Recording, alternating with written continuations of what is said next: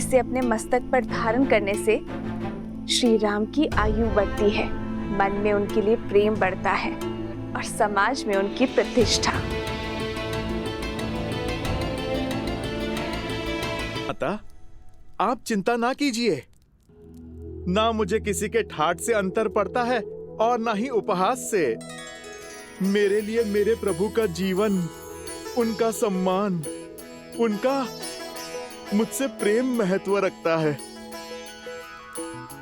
माता, आपने तो मुझे अनोखा मार्ग दिखा दिया। आपके मस्तक पे एक चुटकी सिंदूर लगाने से मेरे प्रभु का सम्मान इतना बढ़ गया। तो माता, आप सोचिए, मेरे प्रभु का सम्मान और प्रभु का मुझसे प्रेम अब कितना बढ़ेगा। क्योंकि माता, मैंने तो अपने रोम रोम को सिंदूर के रंग से रंग लिया है। मैंने तो अपनी पूंछ का भी एक छोटा सा भाग भी नहीं छोड़ा। तो माता, आप बताइए ना, इस लाल देह से मेरे प्रभु का जीवन और कितना बढ़ेगा।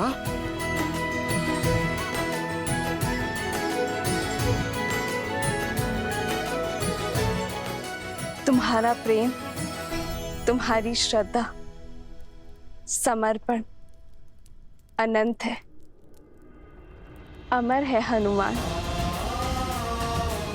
तुम चिरंजीवी रहोगे और जब तक तुम रहोगे, तुम्हारे हृदय में श्री राम का प्रेम सदा के लिए धड़कता रहेगा।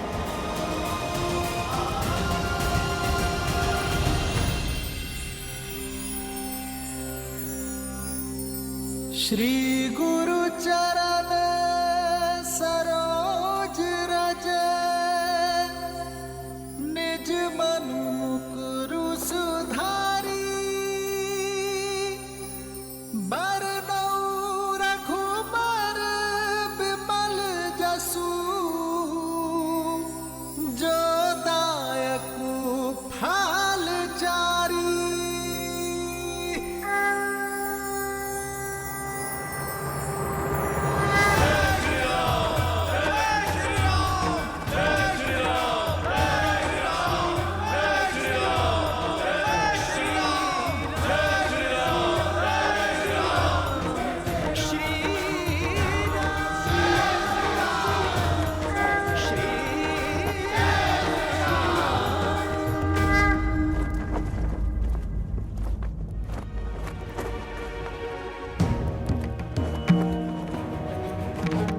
इस राज्य अभिषेक के समय की कुंडली में यह स्पष्ट है कि एक महाआसुरी शक्ति अयोध्या में प्रवेश करने वाली है।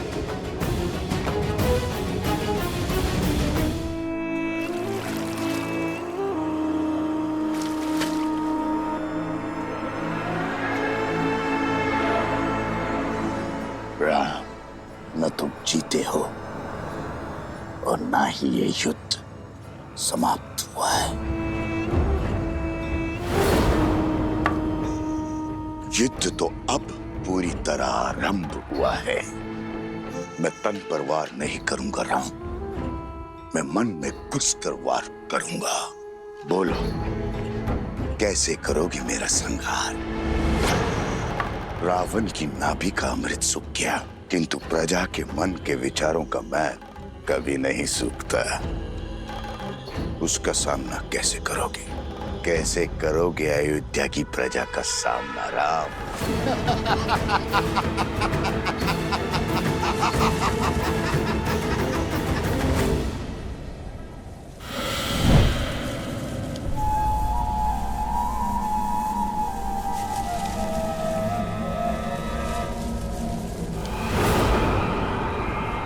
भूल हो गई मुझसे, जो आपसे सहायता की आस कर बैठी मैं, आपके द्वार पर प्रतिशोध की भिक्षा मांग बैठी मैं।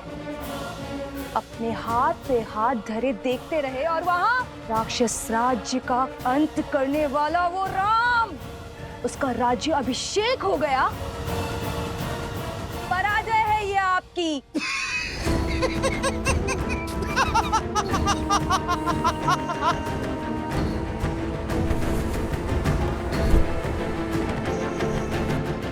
मैं जितना अधिक पराजित होता हूं, मेरा विजय पर उतना ही विश्वास दृढ़ होता जाता है। जानती हो असुर सदा पराजित क्यों होते रहते हैं? क्योंकि उन्हें अपनी शक्ति का तो बोध है, किंतु शत्रु की दुर्बलता का बोध नहीं है। राम का राज्याभिषेक उसकी दुर्बलता होगी।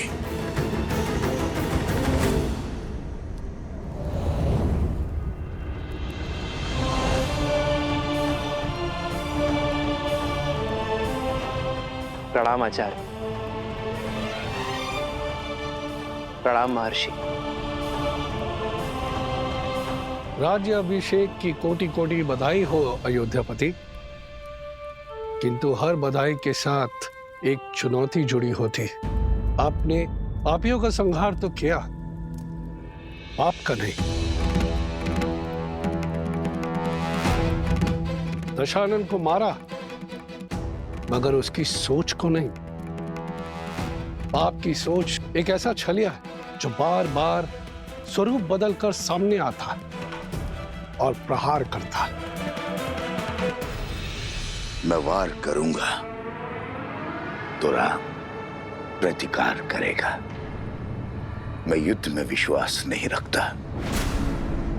मैं 1000 छोटे छोटे घाव में विश्वास रखता हूं, और वो घाव मैं उसे नहीं दूंगा, उसके अपने देंगे।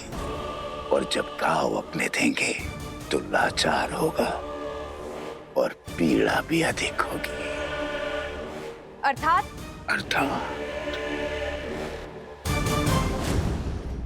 जब शत्रु वार करता है तो व्यक्ति दिल मिलाकर उसका प्रतिकार करता है, किंतु जब संतान वार करती है तो व्यक्ति घुट-घुट कर मरता है।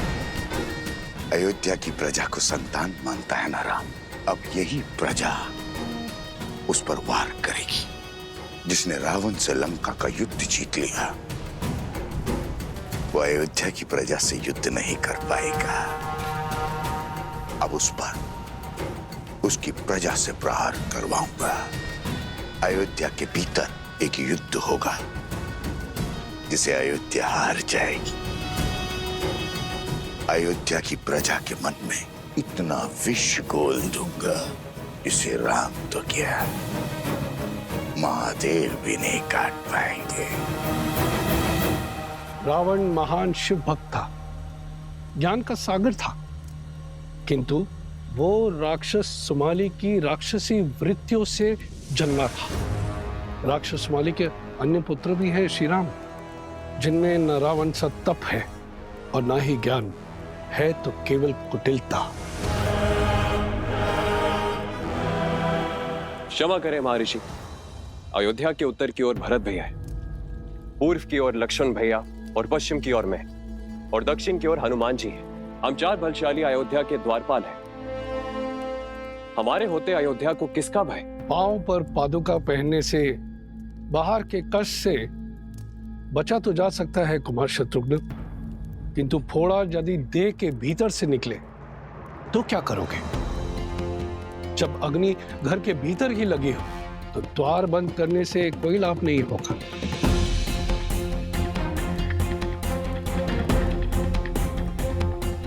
रावण के पापों का अंत तो हुआ है, लेकिन उसकी सोच का नहीं। जो विपदा आने वाली है उसके अस्त्र तलवार या भाले नहीं, असत्य, लोकवाद, झूठी निंदा, ये सब उसके अस्त्र है।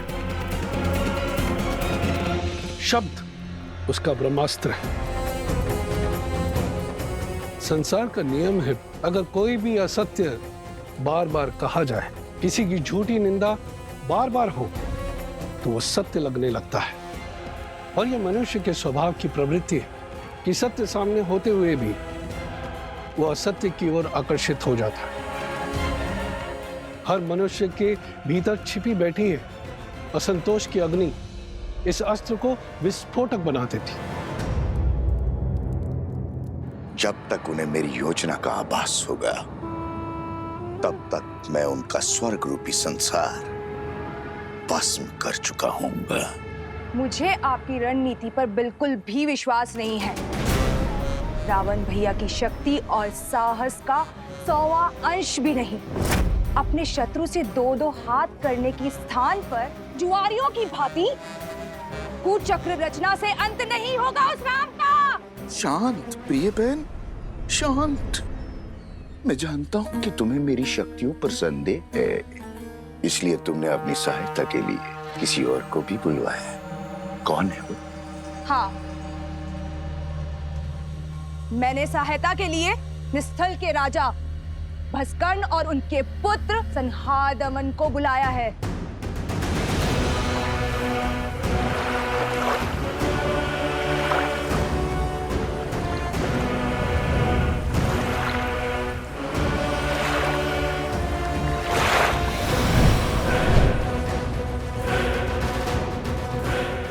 ये महाअसुर भस्कर्ण के सैनिक हैं।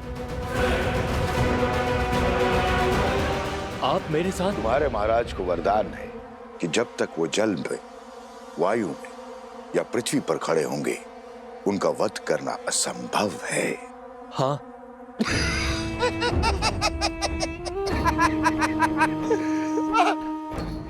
जाओ, करो युद्ध, किंतु एक बात स्मरण रहे, राम पर विजय केवल सहस्त्र रावण पा सकता है। जाओ, अपनी योजना को आकार दो।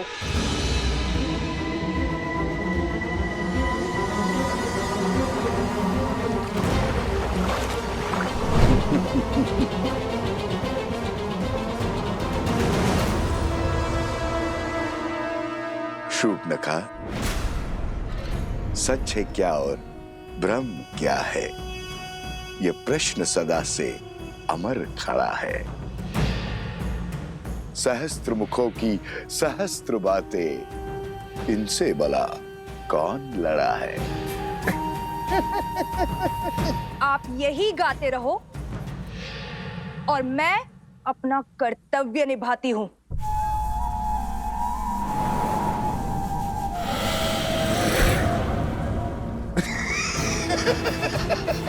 राम राज्य पर अनिष्ट की छाया तक नहीं आएगी महर्षि। ऐसी परिस्थिति आएगी ही नहीं कि कभी असंतोष अपने पैर पसारे। असंतोष ईर्ष्या से जन्म लेता है राजकुमार, परिस्थिति से नहीं। संदेह नहीं है कि श्री राम राज्य को संतुष्ट रखने का प्रयास करेंगे, किंतु राष्ट्र के कोने कोने में सबको सुख और लाभ पहुंचाने में समय लगेगा, और झूठी निंदा, असत्य और संदेह के बीच फैलाने में नहीं।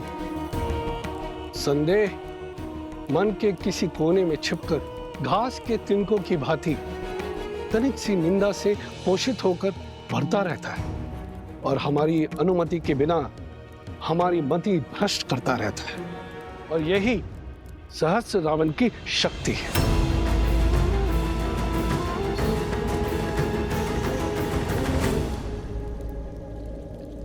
मैं राजनीति नहीं, भविष्य जानना चाहता हूं महर्षि। क्या छुपा है भविष्य के गर्भ में? अव्यवस्था, अराजकता, विजय भी होगी, किंतु भयंकर पीड़ा और संघर्ष के बाद। मानव जीवन तो है ही दुखों और संघर्षों का सागर, इससे भय क्या? मैं तो अयोध्या के विषय में पूछ रहा हूं महर्षि। मैं भी अयोध्या के विषय में ही बता रहा हूं राजन।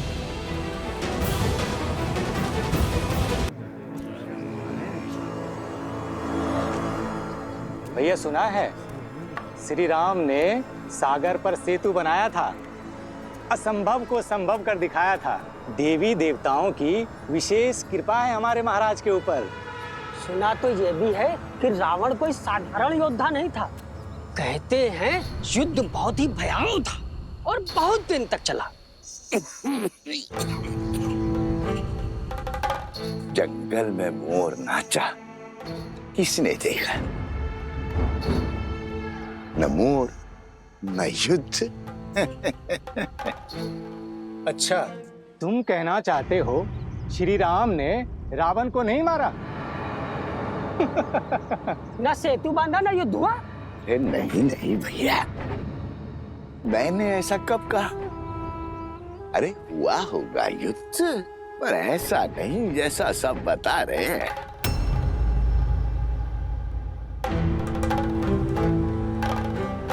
सागर तो पर्वत निगल लेते हैं, और उस पर यदि रावण इतना बलशाली था, 10 लोगों का स्वामी था, तो क्या वो सागर पर पुल बांधने देता? कदापि नहीं। तो क्या हमारे राघव असत्य कह रहे हैं? राम राम राम, ऐसा मैंने कब कहा भैया? अरे श्री राम गए होंगे लंका और रावण को ललकारा होगा, और रावण भी आ गया होगा रणभूमि में, और श्री राम ने एक बाण से उसका वध कर दिया होगा, बस।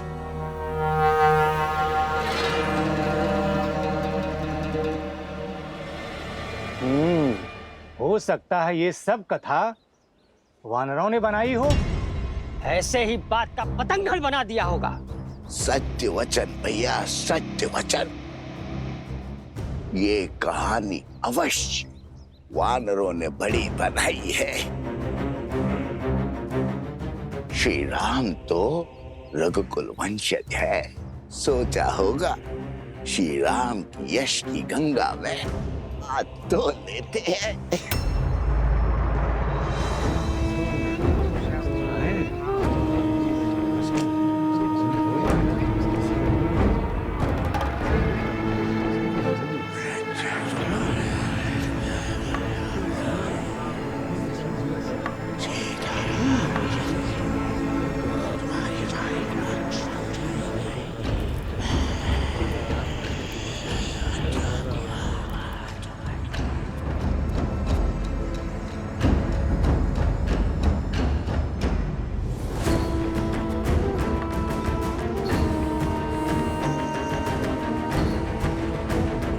उपहास निंदा में बदलेगा और निंदा संदेह में। इस प्रकार सबके मन में संदेह रूपी सहस्त्र रावण बस जाएगा, और संदेह से फैलेगा असंतोष। अब राम को मारने के लिए किसी शस्त्र की आवश्यकता नहीं।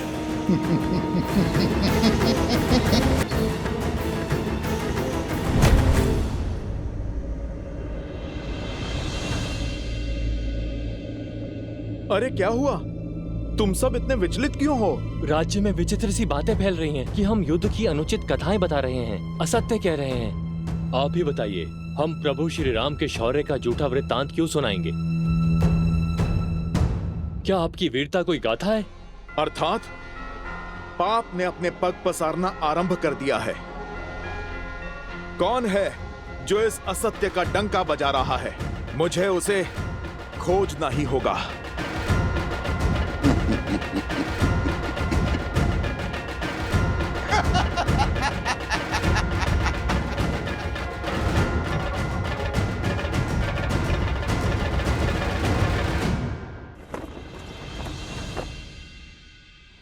बोलो भैया, है कोई प्रमाण रावण की शक्ति का?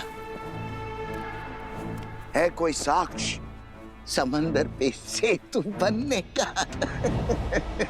और अगर लंका में आग लग गई थी तो रावण और उसके सैनिक कैसे बच गए? युद्ध कैसे किया? है? बात करते हैं।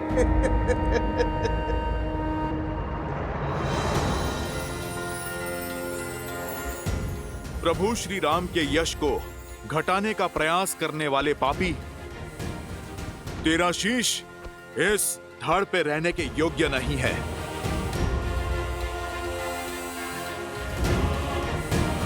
बजरंग बली हनुमान, जय जय महाबली हनुमान।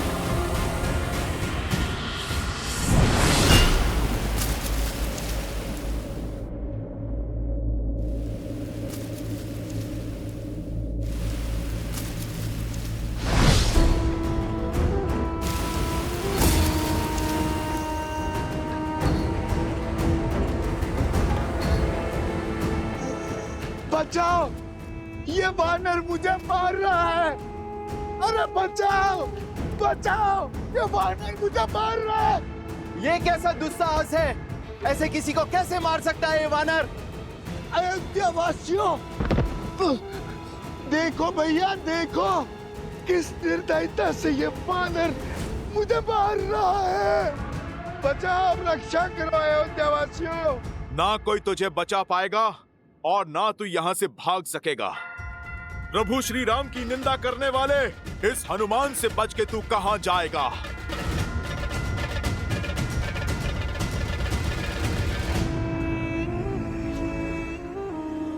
मैं कहां भाग रहा हूं राम भक्त, मैं तो तुम्हें भगा रहा हूं, तुम्हारे साथ खेल खेल रहा हूं। तुम मुझे पराजित नहीं कर सकते।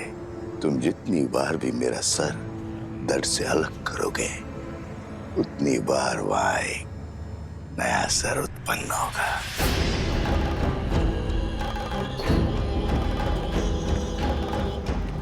अरे देखो भैया, देखो कैसे एक वृद्ध को ये वानर मार रहा है।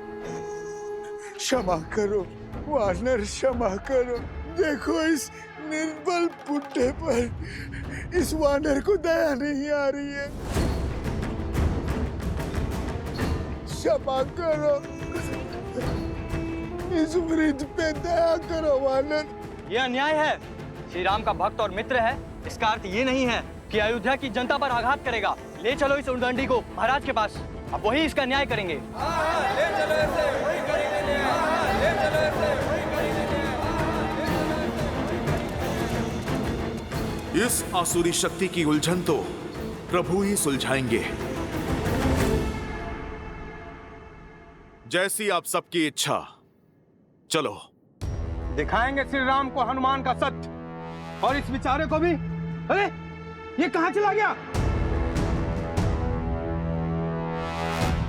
प्राण किसे प्रिय नहीं है, जरूर वो दुखियारा भाग गया होगा। पर हनुमान को नहीं जाने देंगे।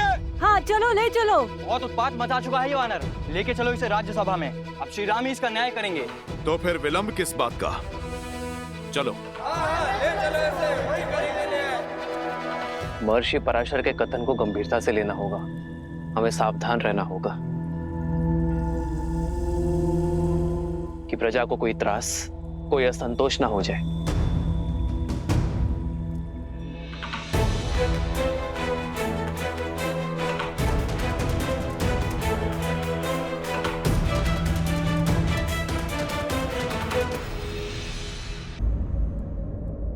क्या हुआ? हनुमान को पकड़कर क्यों लाया गया है? प्रभु, इस वानर ने हम सभी को भयभीत कर रखा है। यही नहीं, इसके दूसरे साथी रावण से आपके युद्ध की असत्य कथाएं बता रहे हैं। असंभव। वानर भैया के विषय में ऐसा कुछ भी असत्य कह नहीं सकते। क्षमा चाहता हूँ राजकुमार, लेकिन बड़े कुटिल हैं ये वानर और दुष्ट भी। आज इस हनुमान ने उस वृद्ध व्यक्ति के प्राण लेने का प्रयास किया। न्याय कीजिए श्री राम।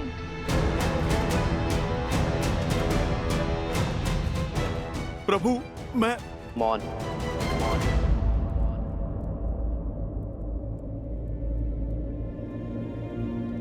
ये राम अपनी प्रजा को कभी निराश नहीं करेगा, किंतु हनुमान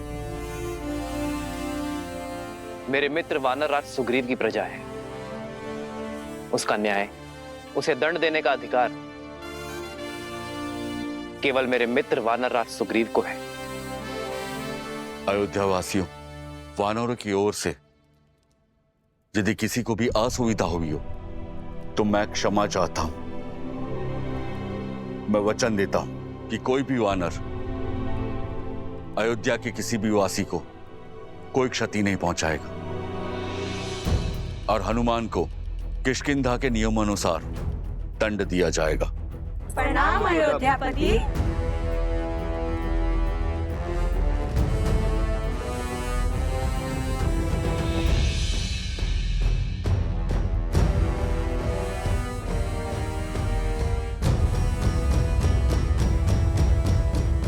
हनुमान, कौन था वो राक्षस?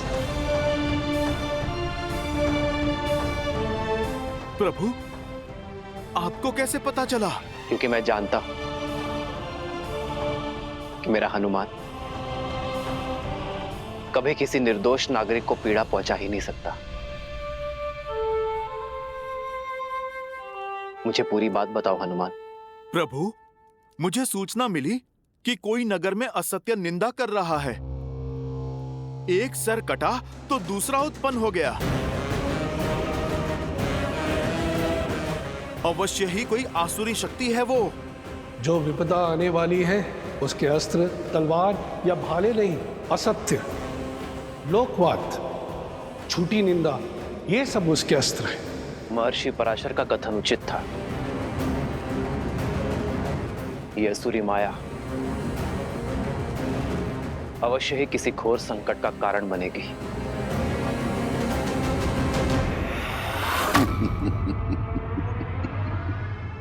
युद्ध तो अब आरंभ हुआ है राम भक्त हनुमान।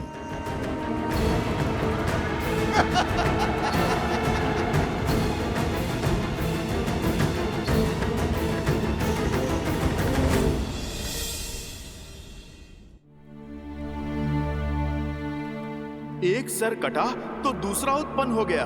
अवश्य ही कोई आसुरी शक्ति है वो।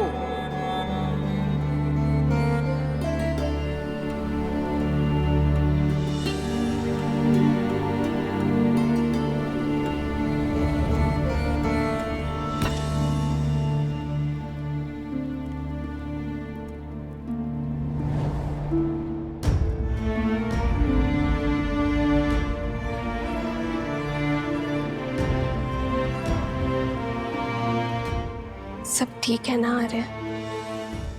हर सुख दुख साथ निभाने का निर्णय लिया है ना हमने? चिंता नहीं चिंतन है सीते। राज्य अभिषेक की सौगात के साथ राज्य का दायित्व जो मिला,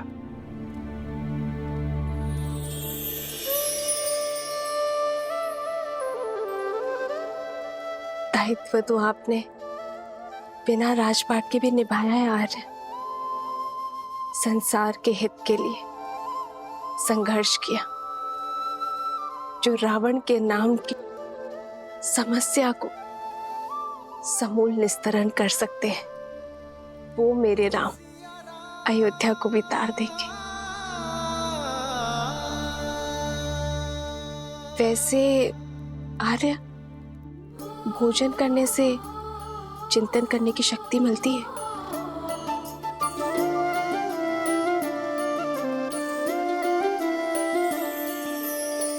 जन्म जन्म का है ये संगम, राम रतन सीता वैभव धन।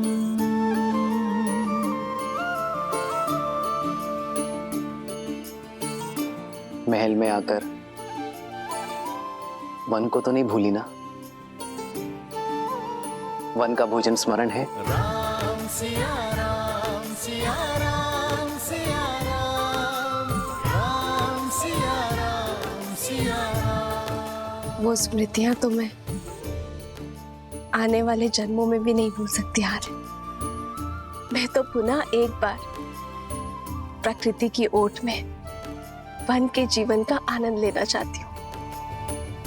इसमें समस्या है क्या सीते? राम तो सीता की हर इच्छा पूरी करता है, और ये तो महारानी की इच्छा है। ये तो शीघ्र ही पूर्ण करूंगा।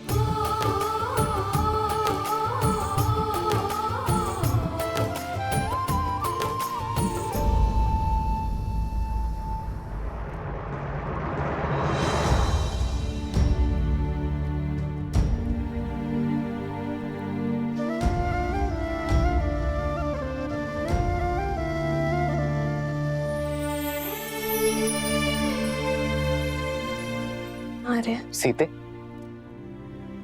ये केसर भात तो बहुत ही स्वादिष्ट है। ये तुमने बनाया? कैसे?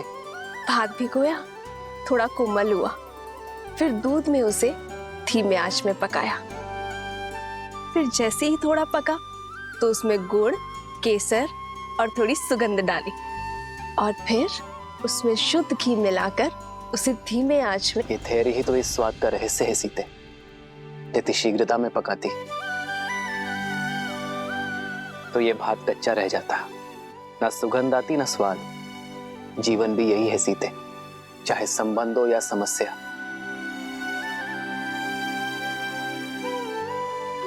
समय की आज के साथ ही इसे समझा जाता है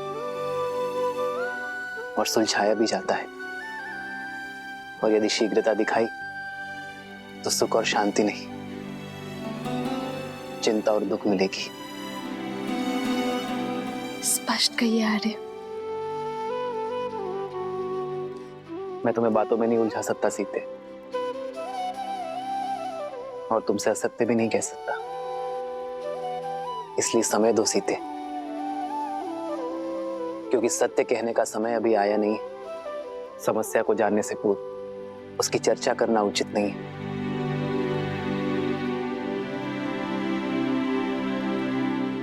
तो फिर मैं आपसे वो प्रश्न पूछती हूँ जिसका उत्तर देने में आपको सरलता हो। तो बताइए, महाभोज में हनुमान और वानर सेना के लिए क्या भोजन बनाऊं जिससे वो संतुष्ट हो? ये तो पहले से भी कठिन प्रश्न है सीते।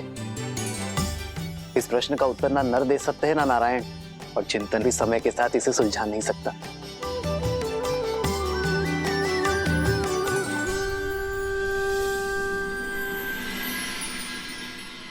हमें प्रयास करना होगा कि किसी को धन का अभाव ना हो, और इसलिए दान नहीं, जीवन जीने के लिए रोजगार की व्यवस्था करनी होगी। दान व्यक्ति को अशक्त बनाता है, पर कार्य व्यक्ति को सक्षम बनाता है।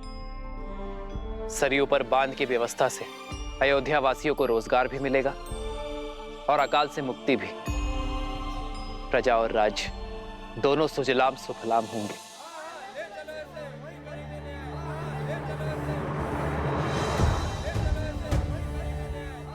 ये कोलाहल कैसा? ऐसा प्रतीत होता है हमारी प्रजा है महाराज। मैं अभी सैनिकों को भेजकर शांत करवाता हूँ। राजा को शांत नहीं, संतुष्ट करना होता है सुमंत जी। प्रजा का सुख मुझ तक पहुंचे ना पहुंचे, उनका असंतोष अवश्य पहुंचना चाहिए। उन्हें भीतर बुलाइए।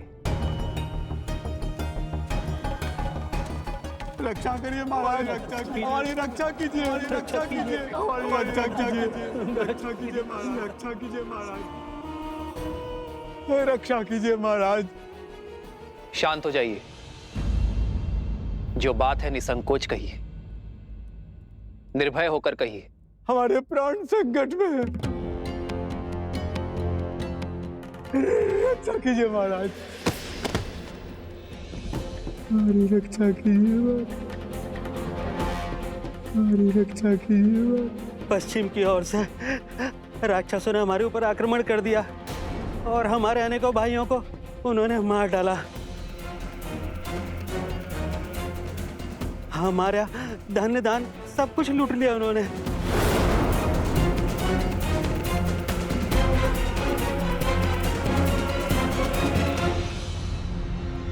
उठिए।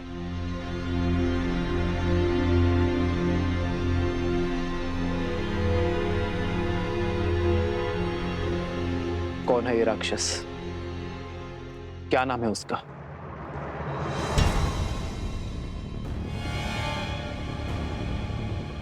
आप मौन क्यों हैं? भैया के प्रश्न का उत्तर दीजिए। उस दुष्ट राक्षस का नाम तो नहीं पता राजकुमार। मैं जानती हूँ उसका नाम।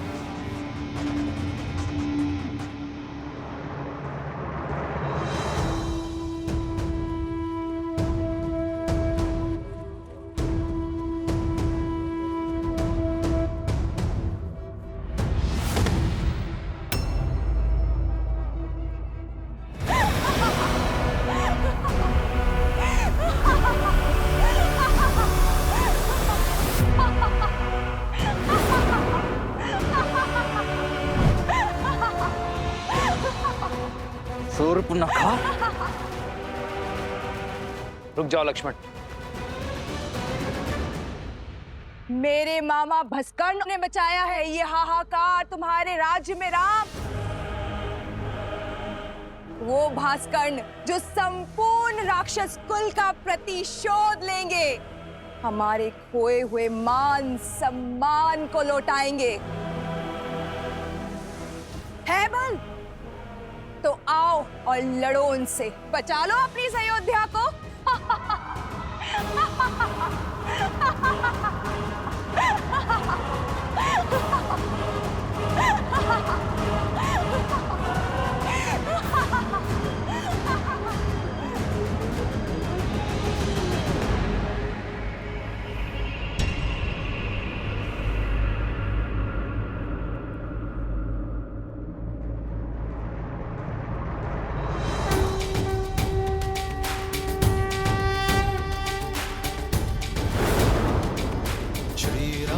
चंद्र कृपालु भजु मन हरण भव भय दारुणम्। श्री राम राम राम श्री राम। अधिक प्रसन्न मत हो तुम।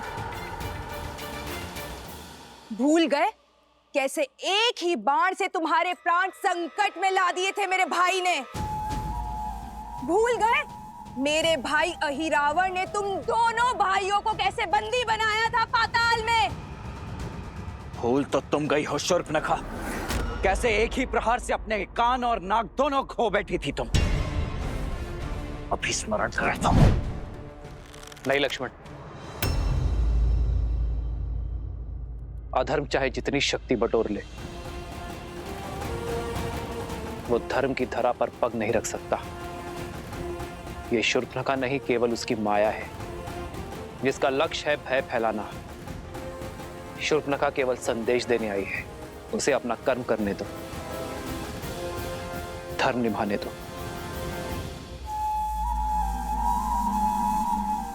अधिक समय शेष नहीं है तुम्हारे पास राम, जो करना है कर लो। हर क्षण के साथ तुम्हारी इस प्रजा को हम राक्षस बना देंगे।